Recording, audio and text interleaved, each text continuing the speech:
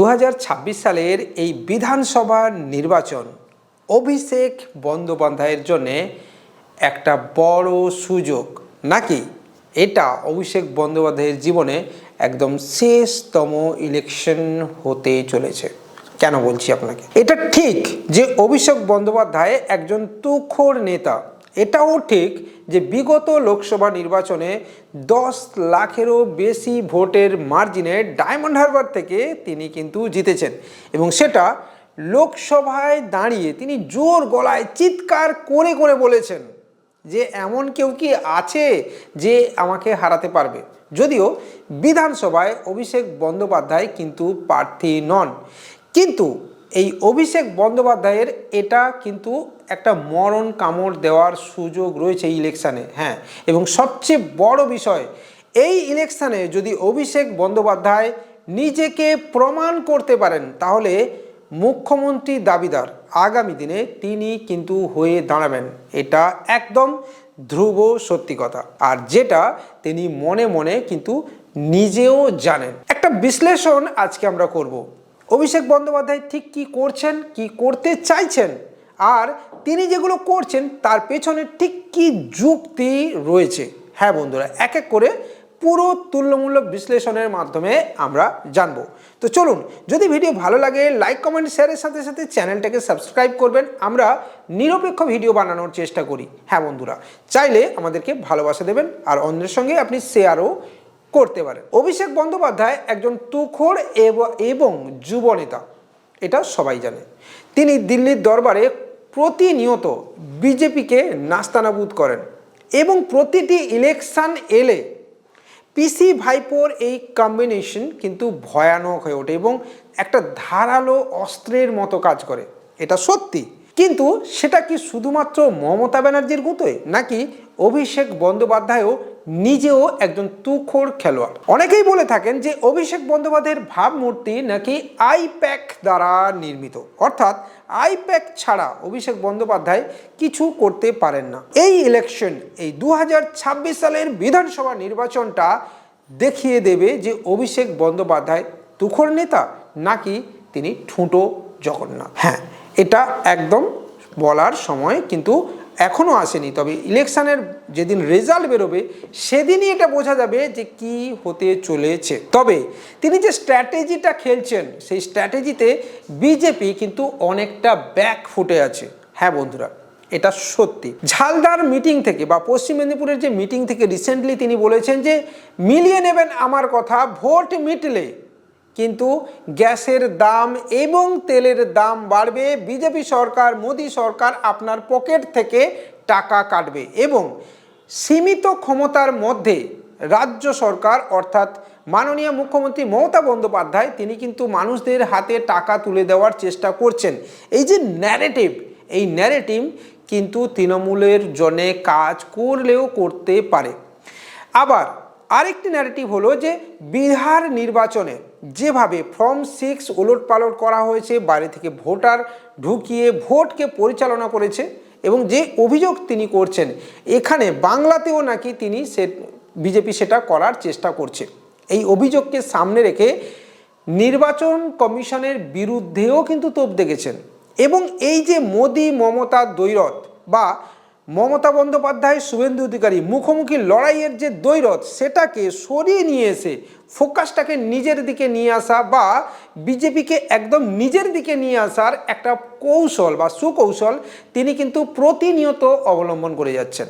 এবং এর ফলে যেটা হচ্ছে যে পুরো প্রচারটা অভিষেক এবং বিজেপি বা শুভেন্দু অধিকারী এবং অভিষেক বন্দ্যোপাধ্যায়ের একটা মুখোমুখি লড়াই যেন এক প্রকার চলছে এই নির্বাচনে। অর্থাৎ একদিকে শুভেন্দু অধিকারী নিজেকে প্রমাণ করতে ব্যস্ত, উল্টো দিকে অভিষেক বন্দ্যোপাধ্যায়ও নিজেকে প্রমাণ করতে মরিয়া যে আমি মমতা বন্দ্যোপাধ্যায়ের ছায়া থেকে বেরিয়ে এসে আমি নিজেই এই দলটাকে আগামী দিনে পুরো ডমিনেট করতে পারবো। হ্যাঁ বন্ধুরা, এটাই হচ্ছে মূল চ্যালেঞ্জ। এবার এখানে দেখুন, ভোট মিটলে তেলের দাম বাড়বে কি বাড়বে না এটা আমি বলছি না, কিন্তু এটাও সত্যি যে বিগত ইলেকশনগুলোর যদি দেখা যায় যে ভোট মিললে কোনো না কোনো তেলের দাম বেড়েছে, রান্নার গ্যাসের দাম বেড়েছে।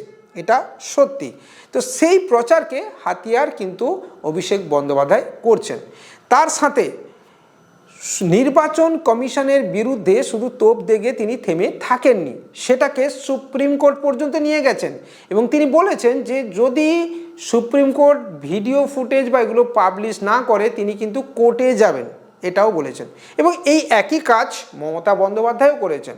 এছাড়া এসআইআর এর বিষয়টা রয়েছে যে এসআইআর এর মাধ্যমে বিজেপি মানুষের গণতান্ত্রিক অধিকার হরণের চেষ্টা করে যাচ্ছে প্রতিনিয়ত। ঠিক আছে, কেন না অভিষেক বন্দ্যোপাধ্যায়ের এই যে ন্যারেটিভ, অর্থাৎ এসআইআর এর মাধ্যমে মানুষের ভোটাধিকারকে খর্ব করা হচ্ছে বা ভোটাধিকার প্রয়োগকে বাধা দেওয়া হচ্ছে, তাদেরকে ভোট দানে আটকানো হচ্ছে যাতে বিজেপি প্রি প্ল্যান্ডভাবে জিততে পারে, এটা একটা ন্যারেটিভ সেট হচ্ছে বন্ধুরা। এবং এই যে আক্রমণ, এই আক্রমণকে সামলাতে বিজেপিকে কিন্তু আসরে নামতে হচ্ছে এবং ঘুরে ফিরে শ্রমিক ভট্টাচার্য এবং বিজেপির বহু তাবড় নেতা এবং সাথে শুভেন্দু অধিকারীকেও এটার কাউন্টার অ্যাটাকের জন্য ফিল্ডে নামতে হচ্ছে। এর ফলে যেটা হচ্ছে যে প্রচারটা মমতা ব্যানার্জি অন্যভাবে করার একটা সুযোগ তিনি পাচ্ছেন এবং তিনি তার মতো একটা খেলা ঘোরানোর চেষ্টা করে যাচ্ছেন, এটাও সত্যি। অভিষেক বন্দ্যোপাধ্যায় সর্বদাই বলছেন যে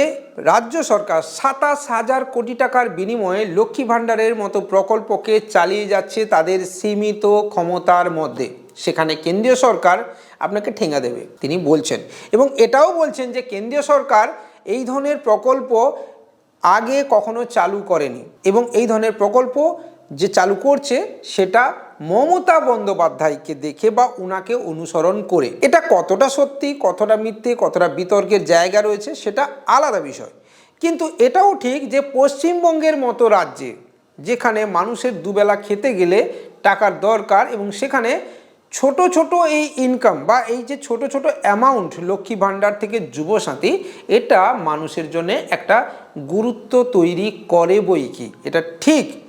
এবার এই ভাতার রাজনীতি কতটা এই সরকারের ফরে যাবে, অর্থাৎ বর্তমান রুলিং পার্টির পক্ষে যাবে, সেটা ভোটে বোঝা যাবে। আবার এটাও বলেছেন যে বাংলার আবাস যোজনা, এই বাংলার আবাস যোজনার জন্য মমতা বন্দ্যোপাধ্যায় আপ্রাণ চেষ্টা করছেন এবং আরেকটি ন্যারেটিভ রয়েছে যে প্রতি মুহূর্তে কেন্দ্র রাজ্যকে বঞ্চনা করে চলেছে, অর্থাৎ কেন্দ্র বাংলা থেকে ট্যাক্স তুলে নিয়ে যাচ্ছে কিন্তু ২,০০০ কোটিরও বেশি টাকা এই মুহূর্তে কেন্দ্রের কাছে পাওনা রয়েছে। দেখুন, যুক্তরাষ্ট্রীয় পরিকাঠামোতে রাজ্য বনাম কেন্দ্র সংঘাত চিরকাল লেগে থাকবে। এই ন্যারেটিভের মাধ্যমে অভিষেক বন্দ্যোপাধ্যায় যেটা প্রমাণ করতে চাইছেন, ডবল ইঞ্জিন সরকার বলে কিছু হয় না, আর এই ডবল ইঞ্জিন সরকার আসলে একটা ফাঁপা বেলুনের মতো। এর ফলে সাধারণ মানুষের কিছু উপকার হবে না, শুধুমাত্র একটা আইওয়াশ, একটা গিমিক চলবে ডবল ইঞ্জিন সরকার, যার তুলনা দিল্লির মতো সরকারে রয়েছে, যেখানে দিল্লিতে রেখা গুপ্তা আজকের সময়ে মিম বানানোর একটা জায়গায় চলে এসছেন। মানে তিনি যা কিছু বলবেন বা যা কিছু বলেন সেটা নিয়ে মিম তৈরি হয়, কিন্তু এমনটা নয় যে রেখা গুপ্তার কোনো ভালো আইডিয়া নেই। দিল্লির মুখ্যমন্ত্রীর অনেক ভালো আইডিয়াও রয়েছে, কিন্তু সেটাকে তিনি ইমপ্লিমেন্ট করতে পারছেন না বা করে দেখাতে পারছেন না, বা যে ভুলগুলো বলছেন সেগুলো মানুষের চোখে বেশি করে ধরা পড়ছে। তো সেখানে তৃণমূল বলছে যে আমরা কর্মে বিশ্বাসী, আমরা কাজ করে দেখাতে বিশ্বাসী, আমরা 15 বছর ধরে এমন প্রকল্প লঞ্চ করেছি যেখানে মানুষের উপকার হয়েছে শুরু থেকে শেষ, অর্থাৎ জন্ম থেকে মৃত্যু পর্যন্ত মানুষ বেনিফিটেড। তো এই যে বিষয়গুলোকে সামনে রেখে অভিষেক বন্দ্যোপাধ্যায় পুরো একটা ত্রিমুখী আক্রমণ শুরু করেছেন নিজের যোগ্যতা প্রমাণের জন্যে, নিজের জায়গা দখল করার জন্যে এবং 2026-এর এই বিধানসভা নির্বাচনে পরে নিজেকে মুখ্যমন্ত্রী হিসেবে প্রজেক্ট করার জন্য। আপনার কি মনে হয় যে অভিষেক বন্দ্যোপাধ্যায় নিজেকে প্রমাণ করতে পারবেন? এসআইআর এর পরে আগামী লোকসভা ভোটে অভিষেক বন্দ্যোপাধ্যায় 10 লাখের মার্জিনে জিততে পারবে কিনা সেটাও একটা লাখ টাকার প্রশ্ন বটে বন্ধুরা। আর যদি নাও জিততে পারে 10 লাখের ভোটে জিতবে কিনা সেটা নিয়েও একটা জায়গা তৈরি থাকে। আর যদি 10 লাখ না হোক 5 লাখের মতো মার্জিনে আগামী লোকসভাতে অভিষেক বন্দ্যোপাধ্যায় ডায়মন্ড হারবার সিট থেকে পুনরায় যেতে, তাহলে কিন্তু বলার জায়গা দাঁড়িয়ে যাবে, এটা একদম সত্যি। উল্টো দিকে এই ভোটে যদি তৃণমূল ক্ষমতায় আসে তাহলে অভিষেক বন্দ্যোপাধ্যায়ের একটা পাকাপোক্ত জায়গা তৈরি হয়ে যাবে বাংলার রাজনীতিতে। আবার উল্টো দিকে অভিষেক বন্দ্যোপাধ্যায় যদি হেরে যান তাহলে আপনি জানবেন তৃণমূল দলটা তো বিলুপ্ত হয়েই যাবে, এটা আপনি ধরে রাখুন। কারণ মমতা বন্দ্যোপাধ্যায়ের এটা বলতে পারেন এক প্রকার লাস্ট টার্ম চলছে। হ্যাঁ, বয়স যেদিকে এগোচ্ছে হতে পারে এটা লাস্ট টার্ম, আর যদি জিতে যান তাহলে পরের বারটাই হয়তো বা লাস্ট টার্ম হয়ে যাবে। যেখানে আপনার নিশ্চয়ই নবীন পট্টনায়ককে মনে আছে, হাত কাঁপতে কাঁপতে কীভাবে রিজাইন দিয়েছিলেন সেটা নিশ্চয়ই আপনারা ভুলে যাননি, তার শেষ কথাটাও ভুলে যাননি। তো সেখানে চোখের জলে উড়িষ্যার মানুষ নবীন পট্টনায়ককে বিদায় দিয়েছিলেন।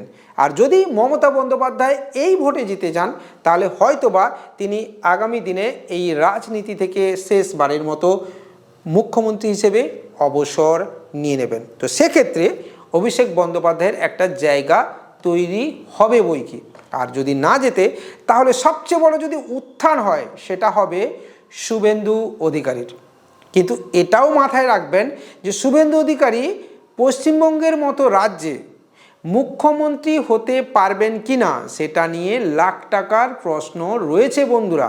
বিজেপির মতো ক্যাডার ভিত্তিক দল তারা শুভেন্দু অধিকারীর মতো মানুষকে মুখ্যমন্ত্রী প্রজেক্টেড করবে কিনা সেটাও একটা বড় প্রশ্ন। যদি আপনি পুরো প্যাটার্ন দেখেন তাহলে সেই প্যাটার্ন বিশ্লেষণ করলে দেখবেন পুরো ক্ষমতা কেন্দ্রীয় নেতৃত্বের হাতেই থাকে বিজেপির ক্ষেত্রে। সেটা রেখা গুপ্তা হোক বা অন্য যে কোনো রাজস্থান দেখুন বা যে কোনো রাজ্যে দেখুন সেখানে, বা গুজরাট দেখুন, সেখানে ক্ষমতা কিন্তু কেন্দ্রীয় নেতৃত্বের হাতে থাকে, বা এমন কাউকে তারা মুখ্যমন্ত্রী পদে বসাতে রাজি হন না যে তার নিজস্ব একটা ক্যারিশমা তৈরি করে নেবে এবং আগামী দিনে চ্যালেঞ্জ করবে কেন্দ্রীয় নেতৃত্বকে। তো এটাও কিন্তু একটা বড় ভাবনার বিষয়। তবে শেষ হাসি হাসবে কে, রেজাল্টের দিনই বোঝা যাবে কার মাস্টার স্ট্রোক কাজে দেবে, আর বিজেপির এই মাস্টার স্ট্রোক আদৌ কাজে দেবে কিনা সেটাও জানা যাবে রেজাল্টের দিন। আমরা শুধুমাত্র বিশ্লেষণ করতে পারি বা অনুমান করতে পারি, শেষ রায়টা দেবে জনগণ আর জনতা জনার্দন। তাদের ওপর আশা রেখে আজকের এই ভিডিওটা এখানেই শেষ করছি। আপনারা ভালো থাকুন, সুস্থ থাকুন, আর ভোটে শান্তিতে ভোট দিন, গণ্ডগোলে জড়াবেন না, প্ররোচনামূলক কথা বলবেন না, আর অবশ্যই বিতর্ক থেকে নিজেকে দূরে রাখুন। বাই।